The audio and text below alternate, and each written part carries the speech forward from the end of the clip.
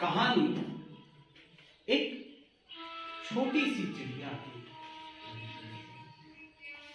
एक प्यारी सी चिड़िया, एक नन्ही सी चिड़िया जो पहली पहली बार अपना घर बनाने को चली है।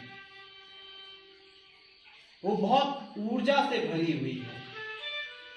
उसके दिलो दिमाग में बहुत सी चीजें चल रही हैं कि मेरा घर ऐसा होगा, क्या मेरा घर ऐसा होगा, क्या मेरा घोंसला ऊपर पेड़ में होगा, किसी टहनी पे मैं बनाऊंगी। वो उस घर को संजो रही थी अपने ख्यालों में और वो चल रही थी अपने एक नए घर की तलाश में। वो उड़ते उड़ते उड़ते आ पहुंची जंगल में। वो जंगल के पहले पेड़ पे गई। उसने देखा कि वहां पे थे उल्लू भाई। उल्लू भाई अपने चश्मे को साधे हुए अखबार पढ़ रहे हैं और उल्लू दादा थे वो। तो उल्लू दादा जब अखबार को पढ़ रहे हैं एकदम गौर से, तो चिड़िया ने थोड़ा सा डरते हुए कहा, उल्लू दादाजी, अरे ओ उल्लू दादाजी। उल्लू दादा ने नहीं सुना। उसने और जोर से कहा, अरे ओ उल्लू दादाजी। उन्होंने फिर नहीं सुना। फिर से चिड़िया ने और जोर से कहा, अरे ओ उल्लू दादाजी। उल्लू दादाजी ने अपने अखबार को बंद किया और कहा, अरे चिल्लाती क्यों है, अब बहरा थोड़ी हूं मैं। हाँ बोल, क्या हुआ। उल्लू दादाजी, क्या मैं आपके पेड़ पे घर बना लूं? क्या बना लूं सर? अरे नहीं दादाजी, सर नहीं, घर। अच्छा, इस पेड़ पे घर बनाएगी, अपना बहना। इस पेड़ पर पहले ही बहुत सारे पक्षी रहते, अरे वो पढ़ने लिखने नहीं देते। जा तू भाग यहां से, कहीं और घर बना लो। उल्लू दादा ने चिड़िया को उस पेड़ से भगा दिया। चिड़िया उस जंगल के एक पेड़ से दूसरे पेड़, दूसरे पेड़ से तीसरे पेड़ पे टहलती रही अपने घर की तलाश में। फिर जब वो एक और पेड़ पे पहुंची तो वहां पे उसने देखा कौवा भाई को। कौवा भाई ने हेडफोन लगाए हुए हैं और वो एकदम म्यूजिक में मग्न एक्सरसाइज कर रहा है। वो लगा हुआ एक्सरसाइज करने पे इधर से चिड़िया ने कहा, अरे ओ कौवा भाई। उन्होंने क्यों सुनना था, क्योंकि उनके कान पे थे हेडफोन। ने और जोर से कहा, अरे कौवा भाई सुनते हो? फिर नहीं सुना। चिड़िया कौवे के पास गई, उसके कपड़े को हिलाते हुए कहा, अरे ओ कौवा भाई, अरे क्या हो गया? तुमने डरा ही दिया था। अरे हार्ट फेल हो गया था मेरा। कौवा भाई, आपने ना हेडफोन लगाए थे तो आप सुन ही नहीं रहे थे। वो तो ठीक है, जान निकल गई थी मेरी। बोल क्या है? कौवा भाई, क्या मैं आपके पेड़ पे घर बना लूं? तू यहाँ घर बनाएगी? हाँ कौवा भाई। नहीं, अब यहाँ घर नहीं बनाना। अरे यहाँ पहले बहुत सारे कौवे रहते, एक्सरसाइज नहीं करने देते मुझे, सिर पे कैम लगे रहते हैं। अब तू भाग यहाँ से, कहीं और जाके घर बना। चल भाग यहाँ से। कौवे ने चिड़िया को भगा दिया। चिड़िया सारे दिन सारे जंगल में घूमती रही। वो एक पेड़ से दूसरे पेड़, दूसरे पेड़ से तीसरे पेड़, तीसरे पेड़ से चौथे पेड़, लेकिन किसी भी पक्षी ने उसको घर नहीं बनाने दिया। शाम होने को आई है, चिड़िया उदास है, वो परेशान है। वो एक पेड़ के नीचे बैठी छोटी सी चिड़िया, उस छोटी सी चिड़िया की छोटी छोटी आंखें, और उन छोटी छोटी आंखों से टपक के छोटे छोटे आंसू। वो परेशान है, वो रो रही है। तभी एक भारी भरकम आवाज आई, अरे ओ चिड़िया, क्यों परेशान है? अरे रो क्यों रही है? चिड़िया ने कहा, आवाज कहां से आई? अरे पगली, इधर उधर क्या देखती है? जिस पेड़ के नीचे तू बैठी है, मैं हूं बरगद का पेड़। क्यों परेशान है? अरे क्यों रो रही है? चिड़िया, अब बरगद भाई, अब मैं क्या कहूं? मैं सुबह से परेशान हूं। मैं सारे जंगल में सारे पेड़ों पे भटक रही हूं और कोई भी मुझे यहां घर नहीं बनाने दे रहा।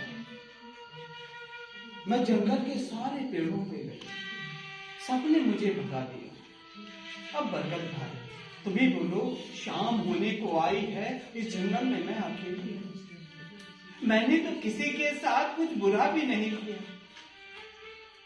मैं तो किसी के साथ लड़ी भी नहीं हूं, और इस जंगल में मैं पहली बार आई हूं। तुम ही बोलो बरगद भाई, क्या मेरी शक्ल इतनी खराब है कि इतने बड़े जंगल में कोई मुझे घर ही नहीं बनाने दे रहा? मैंने तो किसी का कुछ बिगाड़ा भी नहीं है, कुछ भी नहीं किया है। चिड़िया फपक के रोने लगी। उसके आंखों से ढेर सारे आंसू टपक रहे। तभी बरगद के पेड़ ने कहा, अरे पगली, रोती क्यों है? अरे क्यों परेशान है? आप ऐसे परेशान ना हो। देखो, मैं कितना बड़ा हूं, मैं कितना विशाल हूं। अरे जहां तेरी इच्छा वहां घर बना ले।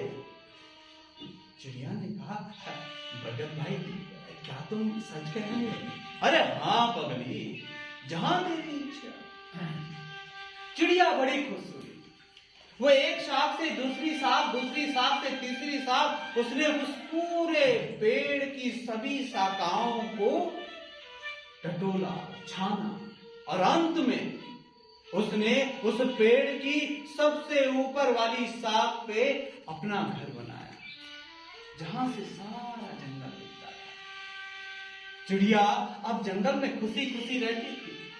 वो सबसे कहती, तुम्हें पता है, मेरा घर इस जंगल के सबसे बड़े पेड़ पे है, और वहां से सारा जंगल दिखता है। एक दिन चिड़िया अपने घोंसले में आराम कर रही। तभी पीछे से कुछ आवाजें आई, भागो भागो, इस जंगल को छोड़ के भाग चलो, जाओ अपनी जान बचाओ। पीछे से जब ऐसी आवाजें आई, चिड़िया ने देखा कि जंगल से सारे पक्षी, सारे जानवर जंगल को छोड़कर जा रहे हैं। चिड़िया परेशान हो गई।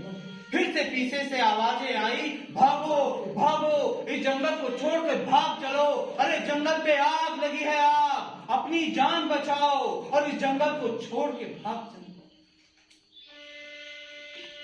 चिड़िया परेशान, उदास। बरगद के पेड़ ने कहा, अरे पगली, सोच क्या रही है? जा अपनी जान बचा, अरे जंगल में आग लगी है, सारे पशु पक्षी जा रहे हैं, तू भी अपनी जान बचा। चिड़िया ने कहा, नहीं बरगद भाई, जब मैं मुसीबत में थी तुमने मेरा साथ दिया था, अब मैं तुमको छोड़ के नहीं जाने वाली। अरे तू पागल है क्या? तेरा दिमाग खराब है? अरे जंगल में आग लगी है, जल के मर जाएगी, जा भाग जा यहां से। चिड़िया ने हट पकड़ दी और कहा, नहीं, अब मैं नहीं जाने वाली बरगद भाई, और तुमको छोड़ के तो मैं बिल्कुल भी नहीं जाने वाली। अरे पगली, तेरे पे पंख हैं, तू उड़ के जा सकती है, मेरी जड़ें इस धरती पे नीचे नीचे तक फैली हुई हैं, मैं तो हिल भी नहीं सकता, जा अपनी जान बचा। लेकिन चिड़िया ने हट पकड़ी। उसने कहा, नहीं बरगद भाई, मैं तुम्हें छोड़ के नहीं जाने वाली। बरगद के पेड़ ने अब उसको डांटते हुए कहा, अरे पागल हो गई है तू, तेरा दिमाग खराब हो गया है। अरे जंगल में आग लगी है, सारे पशु पक्षी अपनी जान बचा रहे हैं और तू यहाँ पे हट लिए हुए है कि तू नहीं जाएगी। दिमाग खराब हो गया है तेरा। अरे पागल हो गई है तू, इस जंगल से चली जा और अपनी जान बचा। दिमाग खराब हो गया है तेरा, और इस जंगल से जाती है कि नहीं? चिड़िया ने फिर से कहा, नहीं बरकत भाई, नहीं जाती है। अरे तेरा दिमाग खराब हो गया है, चल भाग मेरे पेड़ से। उसने उस चिड़िया को डांटते हुए उस पेड़ से भगा दिया। चिड़िया परेशान थी, वो उदास थी, वो आसमान की तरफ उड़ रही थी, वो जंगल को देखती, बरगद के पेड़ को देखती, अपने घोंसले को देखती। वो परेशान, उदास, ऊपर आसमान में ऊपर की तरफ उड़ रही।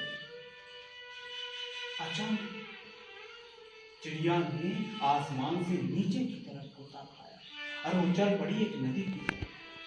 वो नदी में गई, उसने चोंच पे पानी भरा और चल पड़ी जंगल की आग की तरफ। वो इस काम को बार बार करती रही। बाकी लोग उस पर हंसने लगे, दिमाग खराब है, पागल हो गया, ये छोटी सी चमड़ी तीन बुझाना आ गई, पागल हो गया। अरे इसका दिमाग खराब हो गया है, अरे पागल हो गई है ये बुझाएगी जंगल की आग को। पागल है ये। लेकिन चिड़िया ने किसी की परवाह नहीं करी, वो ये काम बार बार करती रही। ये काम देख रहे थे उल्लू दादा। उल्लू दादा ने सोचा, बताओ मैं कितना स्वार्थी हूं। एक कल की आई चिड़िया अपने घर के बारे में, इस जंगल के बारे में सोच रही, और मैं जिसने पूरा जीवन इस जंगल में काटा, मैं अपनी जान बचा रहा। अरे मैं तो बूढ़ा हूँ, जल के मर भी गया तो क्या फर्क पड़ता है।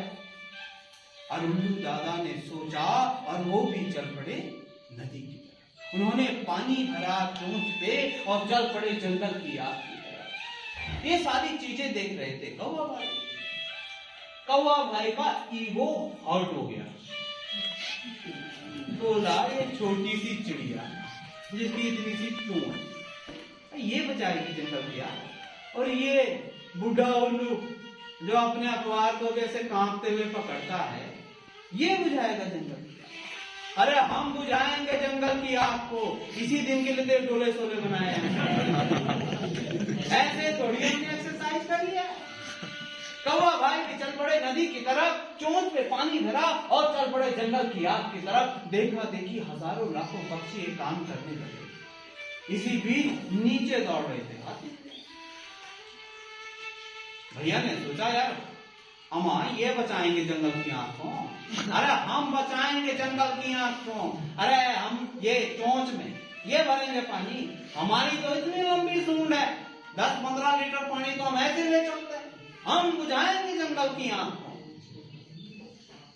हाथी दादा भी चल पड़े नदी की तरफ और उन्होंने अपनी सूंड पे पानी भरा और चल पड़े जंगल की आग की तरफ। जब तक एक छोटी सी चिड़िया की छोटी सी चोंच से पानी गिर रहा था, तब तक वो एक बूंद थी।